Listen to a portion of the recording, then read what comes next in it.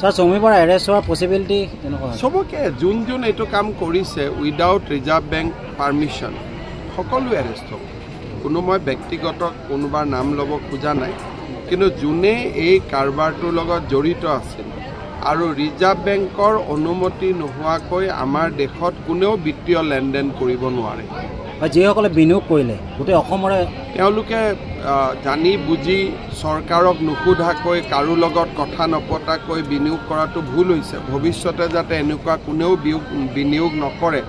তাৰ বাবে মই অনুৰোধ জনাম আৰু পুলিচে চেষ্টা কৰিব কাৰ পৰা কিমান টকা যদি উদ্ধাৰ কৰিব পাৰি এসআইটি ফৰ্ম কৰা কিবা চান্স এসআইটি বুলি কথা নাই সিআইডিয়ে কেছটো কৰি আছে কৰি থাকিব যদি আমাক কিবা স্পেচিয়েল মানুহৰ দৰকাৰ হয়